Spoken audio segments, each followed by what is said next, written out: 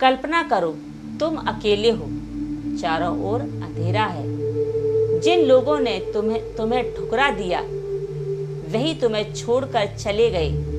जिस सफलता के लिए तुमने वर्षों तक मेहनत की वह तुम्हारे हाथों से फिसल गई। तुम्हारी प्रार्थना मानो आकाश तक पहुंच ही नहीं रही। तुम सोचते हो क्या सचमुच भगवान मेरी सुन रहे हैं? क्या मेरी किस्मत कभी बदलेगी?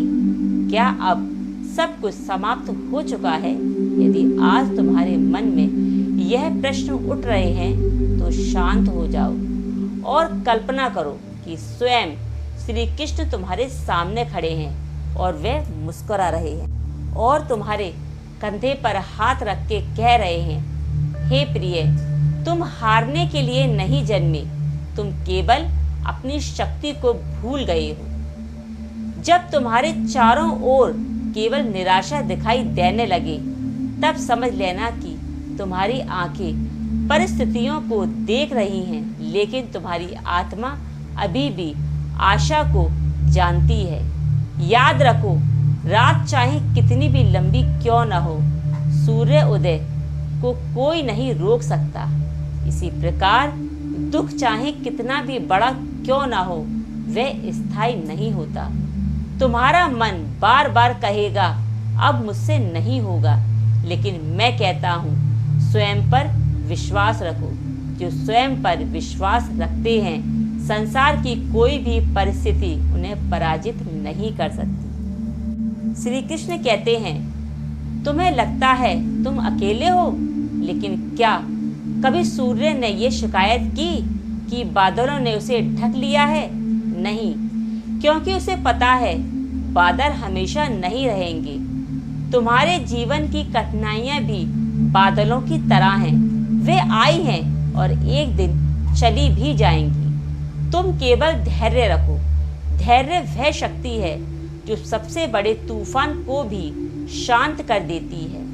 हे प्रिय, तुम परिणाम के कारण दुखी हो क्योंकि तुमने अपने सुखों को परिणाम में बांध लिया है, जबकि मैंने कहा था तुम्हारा अधिकार केवल कर्म पर है, फल पर नहीं। जब तुम अपना श्रेष्ठ कर्म करते हो तो परिणाम समय के हाथ में छोड़ दो। बीज बोने वाला किसान हर घंटे खेत खोदकर नहीं देखता कि बीज अंकुरित हुआ या नहीं। वह विश्वास करता है कि प्रकृति अपना कार्य करेगी। तुम भी विश्वास करो, समय अपना कार्य करेगा। तुम्हारे जीवन में जो कुछ खो गया है, संभव है वह तुम्हें किसी और बड़ी प्राप्ति की तैयारी कर रहा है। कभी कभी ईश्वर तुम्हारे हाथ इसलिए खाली करता है ताकि उसमें तुम्हारी कल्पना से भी बड़ा उपहार रख सके। निराशा तब जन्म लेती है जब तुम स्वयं को परिस्थितियों से छोटा मान लेते हो, लेकिन सत्य ये है कि तुम परिस्थिति नहीं, तुम वह चेतना हो जो हर परिस्थिति को बदलने की क्षमता रखती है। यदि संसार तुम्हें ठुकरा दे तो स्वयं को मत ठुकराना। यदि लोग तुम्हारी आलोचना करें तो अपने मूल्य पर संदेह मत करना। हीरा धूल में गिरकर भी पत्थर नहीं बन जाता, उसका मूल्य कभी कम नहीं होता। ठीक वैसे ही तुम्हारा मूल्य दूसरों की राय से तुम्हारा मूल्य कम नहीं होगा। तुम्हारे भीतर स्थिर आत्मा से तय होता है।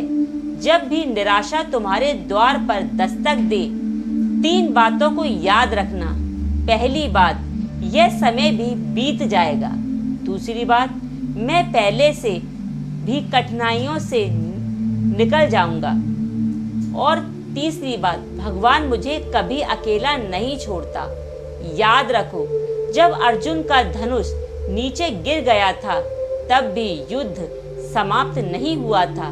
वास्तव में वहीं से उसकी विजय की शुरुआत हुई थी। तो हमें निराशा छोड़कर आशा में जीना चाहिए और भगवान पर हमेशा भरोसा रखना चाहिए। तो इसी के साथ मैं अपनी वाणी को यहीं विराम देती हूँ। यदि मेरी यह कहानी आपको अच्छी लगी हो तो इसे अपने प्रियजनों के साथ साझा अवश्य करें और मेरे चैनल भक्ति अमृत वाणी को सब्सक्राइब करें, मेरी वीडियो को लाइक करें। तो इसी के साथ मैं चलती हूँ। जय श्री कृष्णा, राधे राधे।